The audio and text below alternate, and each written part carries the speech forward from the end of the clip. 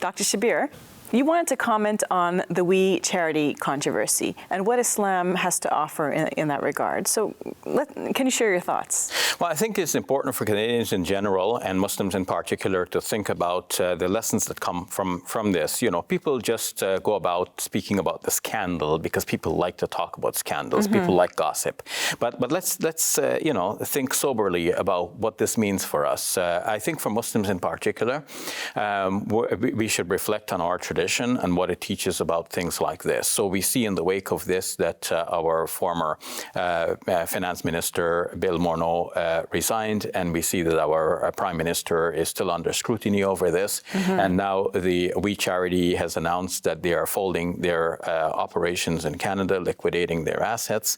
So what does it mean for us? I think from one perspective, we should think about the need for transparency in leadership. And this has actually been established in our tradition. It is mentioned that our Prophet, peace be upon him, on occasion called his companions to see that what he was doing is right. And it is mentioned that Abu Bakr radiallahu anh, when he ascended to the leadership after the Prophet Muhammad, peace be upon him, he encouraged people to criticize him when he is wrong. And so too did Omar, the second caliph of Islam. So this is well established in Islamic tradition.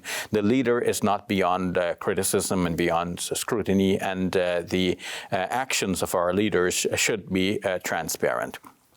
Second, we need to avoid conflict of interest. A Muslim is being taught that everything we do is for the pleasure of Allah.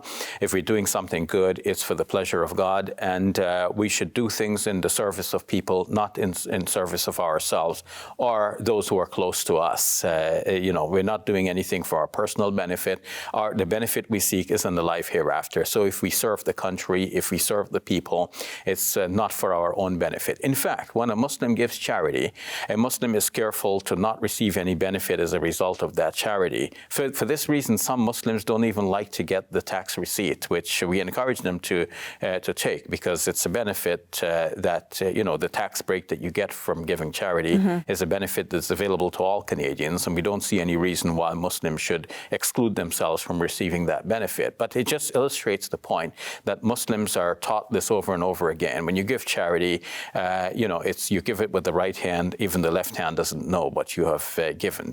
Some Muslims don't want any record of this. They don't want any receipt. But while we encourage them to take the receipt, I think the broader point I want to make here is that if we are going to serve the country or the people or in any capacity, it's not for our own benefit or the benefit of people who are close to us. There has to be this arm's length type of detachment from the service.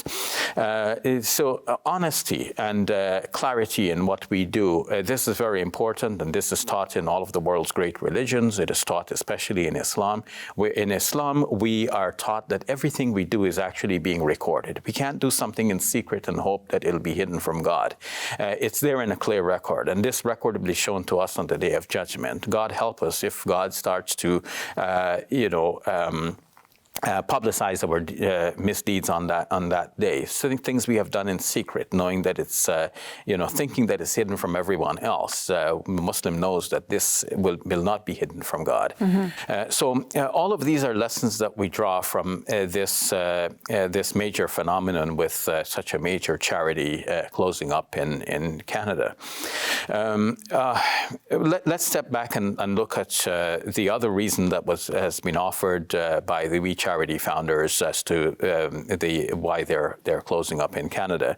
That reason being the pandemic and the effect it has had on charities generally, and the We Charity in particular. Now, thinking about charities in general, I think Canadians in general and Muslims in particular need to think about the good work that our charities are doing and the funding that is needed for them to continue all of this good work. All charities, or most charities, we should say, have been affected during the pandemic. And if one is running a business, one thinks about the profit calculation before even starting the business. If there's no profit profit, there's no point. But the charities work on a different principle. We start about thinking about the need that we need to fulfill, the service that we need to render, and we hope that the funds will come later.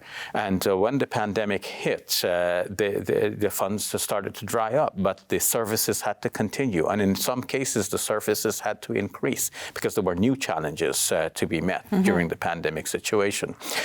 So I would like to call on Canadians and on Muslims to help all of the good charities out there. They look at the good work that is being done and try to fund these charities so that the charities do not go the way of we and do not fold up either in Canada or anywhere else, because that good work needs to continue, and it will continue on behalf of the people, and the people need to step forward and fund the charities to make sure that the good work continues. Thank you for sharing that, Dr. Shabir. You're welcome.